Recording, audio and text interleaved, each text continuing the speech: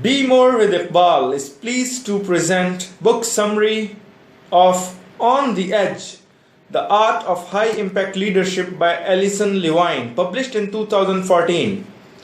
On the Edge is an engaging leadership manual that provides concrete insights garnered from various extreme environments ranging from Mount Everest to the South Pole. By reflecting on the lessons learned from her various expeditions, author Alison Levine makes the case that leadership principles that apply in extreme adventure sport also apply in today's extreme business environments. Both settings require you to be able to make crucial decisions on the spot when the conditions around you are far from perfect. Your survival and the survival of your team depend on it. On the Edge provides a framework to help people scale whatever big peaks they aspire to climb, be they literal or figurative, by offering practical, humorous, and often unorthodox advice about how to grow as a leader. Alison's book does, and here are some highlights. Fear is okay.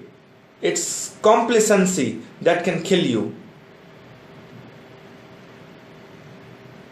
Alison Levine writes, I learned this lesson in the dreaded Kumbhu icefall, which is one of the most feared parts of the route on the south side of Mount Everest.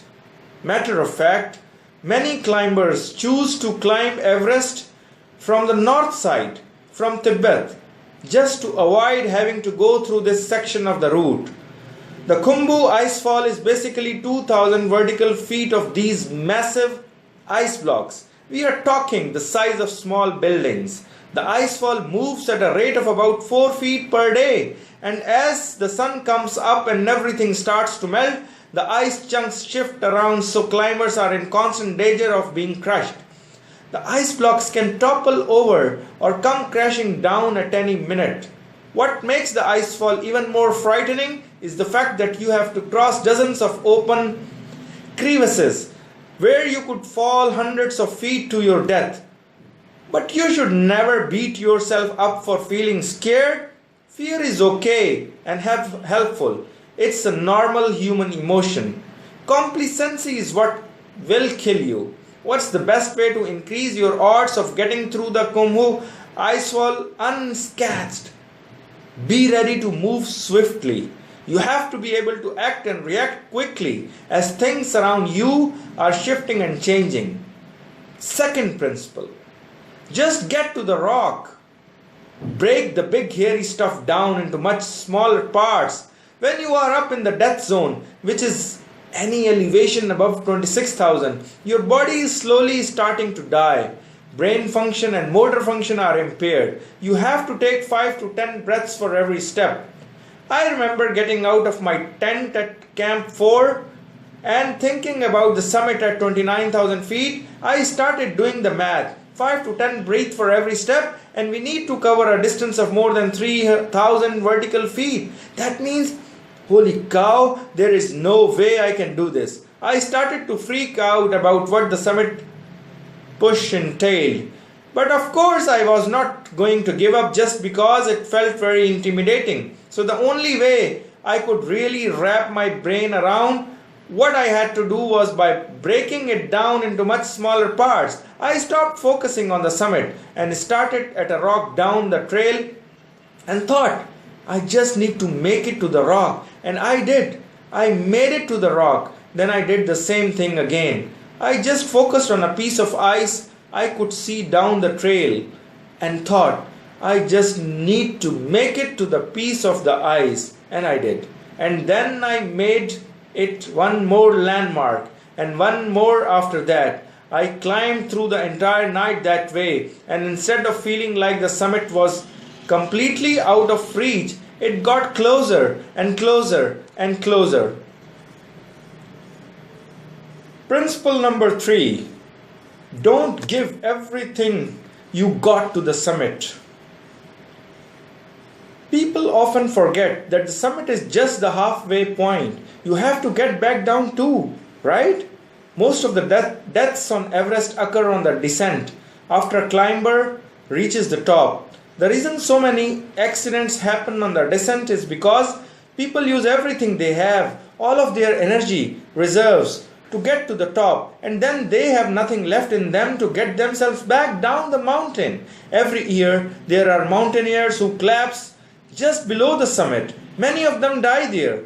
Getting to the top is optional. Getting down is mandatory. You have to know yourself well enough to judge when it is time to turn around and head back down. And you need to make that call when you still have enough energy left to descend. The hard part is that quite often that turn around point is before you reach the summit. The number one goal of any expedition, come back alive.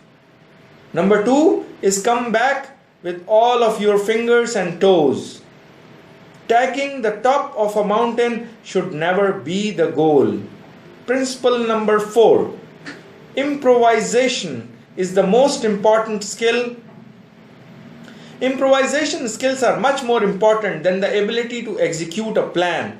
On a mountain, weather and route conditions will decide how you proceed. So rarely you will be able to stick to a particular plan. In business, plans are outdated as soon as they are finished because of the breakneck pace of technology and rampant disruption. So sometimes you have to toss well laid out plans out the window and take action based on the situation at the time rather than on the plan. You must possess the ability to react quickly and make tough decisions when the conditions around you are far from perfect. Principle number 5. Reward. Risk takers rather than success stories. There were plenty of climbers who attempted Everest before Sir Edmund Hillary, and no one knows their names. These guys were instrumental in providing the 411 for future expeditions. Corporate America places way too much emphasis on being the first, or achieving the most, or being the best. Often the people with stellar resumes are people who have not pushed themselves beyond their comfort zones. Usually the people who have been battered and bloodied are the ones who are out there taking big risks. People need to know it's okay to fail as long as there is a value in the experience. As leaders, we need to support the people who go big even if they don't achieve nearly what they set out to. Every mission we undertake in our lives should be not only about reaching the goal, but also the people who affect and the lessons we learn along the way. The journey is where we find perspective. My hope is that the insights I have shared from my experiences climbing the world's highest peaks and skiing to both poles will inspire and enable people to embrace and master a leadership mindset, which is as much about how our goals are reached as it is about actually reaching them.